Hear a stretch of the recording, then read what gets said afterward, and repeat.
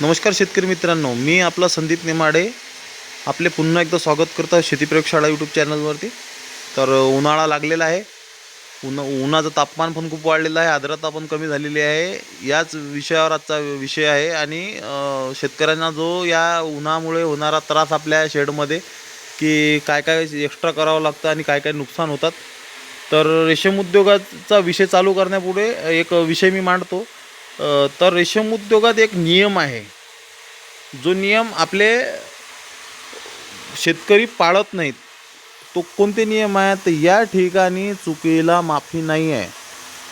ज्या ठिकाणी चूक झाली त्या ठिकाणी डायरेक्ट रिझल्ट लागतो.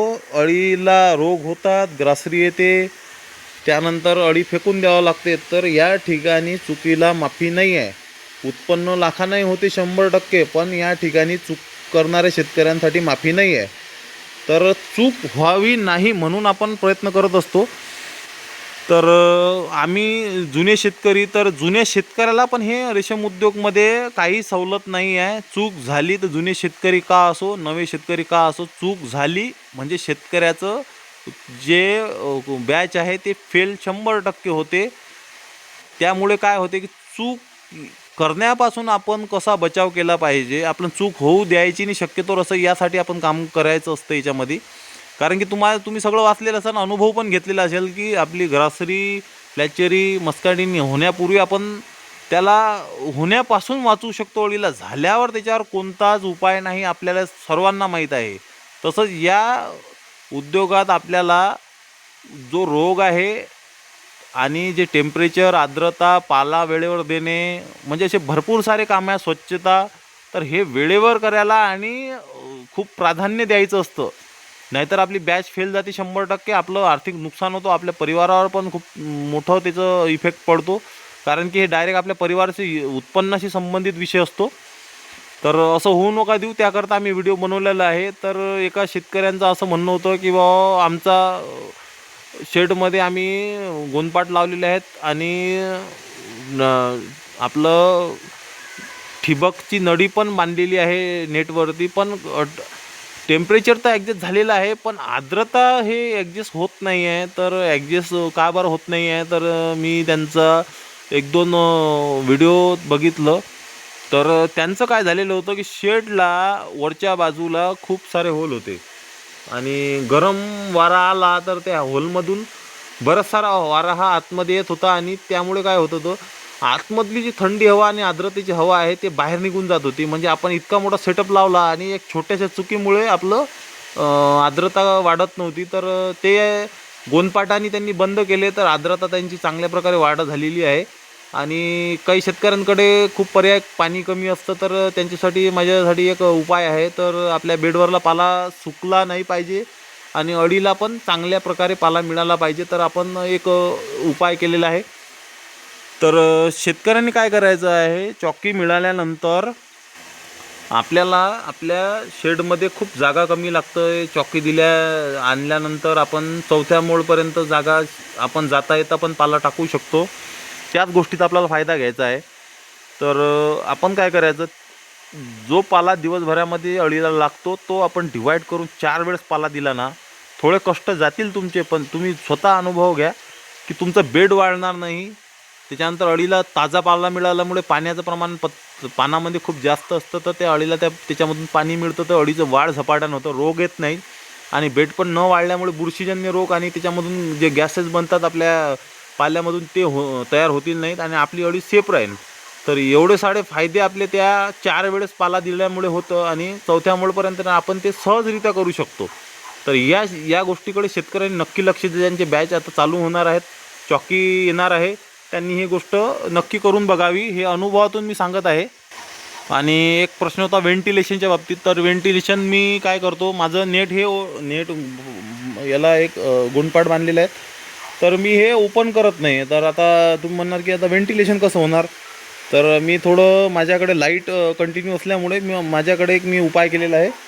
तर माझ्याकडे 2 फॅन लावलेले आहेत, एक लाईटवर आहे, एक सोलरवर आहे. तर हा एक फॅन आहे या ठिकाणी. हा टेबल फॅन मी बाहेरच्या साईडला हवा काढण्याकरता केलेला आहे.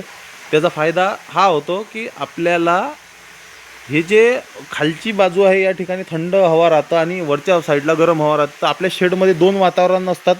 तुम्ही टेम्परेचर मीटर लावून चेक करू शकता. एकदम खालच्या रॅकला या ठिकाणी टेम्परेचर मीटर लावा आणि वरच्या साईडला टेम्परेचर मीटर लावा.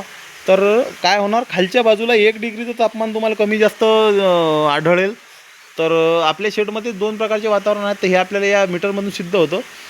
तर या मीटरमध्ये आपण थोडी माहिती घेणार आहोत.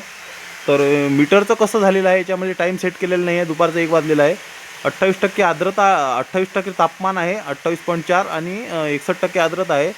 तर हा दुपारच्या टाईमला खूप गरम वारे येत आहेत, त्याच्यामुळे आर्द्रता थोडी कमी झाली.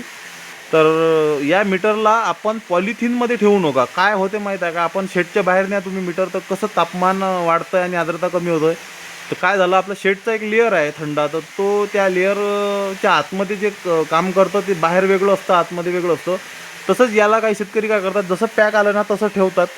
मी बऱ्याचशा शेतकऱ्यांना फोनवर पण सांगितलेलं आहे की तुम्ही त्या पन्नीच्या आतमधलं तापमान आणि आर्द्रता ते मीटर दाखवत असतं. कारण की बाहेरचा हवा जोपर्यंत सेन्सर असतं, याला या ठिकाणी बघू शकता होल आहे, या होलमधून ते हवेद्वारे हवेतली आर्द्रता आणि तापमान हे मोजत असतं. तर या ठिकाणी हवाच येणार नाही, पन्नीच्या आतमधलीच हवा दिसणार, तर हे टेम्परेचर आणि आर्द्रता बरोबर कसं दाखवणार, खूप चुकीचं दाखवतं. तर या प्रकारे शेतकऱ्यांनी काय करायचं आहे की टेम्परेचर मीटर हे जे आहे ओपनच ठेवायचं आहे, कारण की ते ओपन सेन्सरमध्येच काम करणार चांगलं. तर हे तुम्ही लक्षात घ्या, हे तुम्ही स्वतः वापरून बघा. आणि हे लावण्याची पद्धत काय आहे हे सांगतो मी. आता हे तुम्हाला कोणत्याच यूट्यूब चॅनलवर मिळणार नसेल हे कसं लावतात. तर या ठिकाणी बारकावा बघा काय आहे. तर हे खालची बाजू आहे. तर हिवाळ्यामध्ये काय होतं की आपल्याला टेम्परेचर खूप कमी असतं. तर काय करायचं माहीत आहे का, हिवाळ्यामध्ये वरच्या साईडला या ठिकाणी कमी असतं टेम्परेचर, तर वरच्या साईडला जास्तच असणार. तर आपल्याला कमी टेम्परेचर डिटेक्ट करायचं आहे, जेणेकरून आपण ते गरम करू शकू.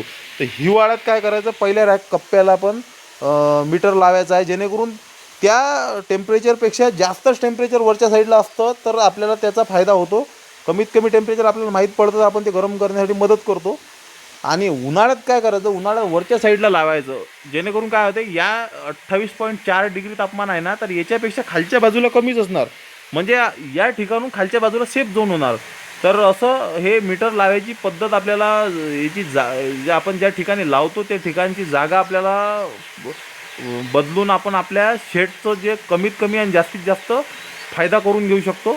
तर तुम्हाला याबाबतीत माहिती मिळाली असेल टेम्परेचर मीटरच्या बाबतीत, मी आशा करतो. आणि एक DC फॅन होता, आपल्या विषयावर परत येऊया. हा झाला लाईटवरला फॅन. आता हा DC फॅन आहे, तर हे सोलर पाट्या वरच्या साईडला लागलेल्या आहेत. काय असते, ज्या दिवशी 4 दिवस लाईन असतं दिवसाला, त्या दिवशी आपलं हा फॅन चालतो आहे.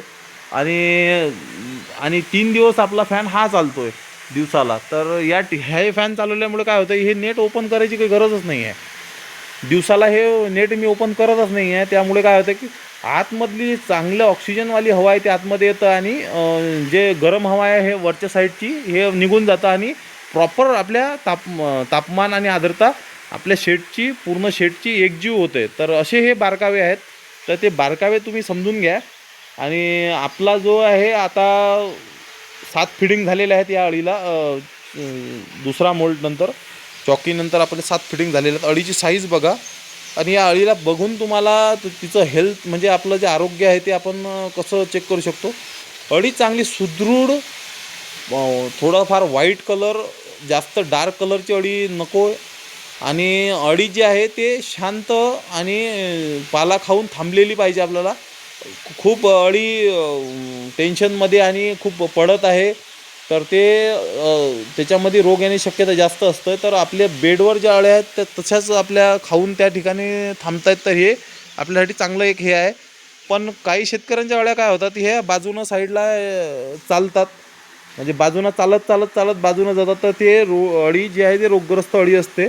आणि या ठिकाणी चुकीला माफी नाही. आपण पहिले पण सांगितलेलं आहे की चुकीला रेशीम उद्योगात कोणत्याच प्रकारची, जुना शेतकरी असो, नवीन शेतकरी असो, की अनुभव असो नसो, ज्या शेतकऱ्याने चूक केली त्याचा दंड रेशीम उद्योग त्याला देतो. आणि जे शेतकरी उत्पन्न काढतात त्यांचा बारकावे आणि त्यांनी जे केलेली मेहनत आहे हे खूप महत्त्वाची असते.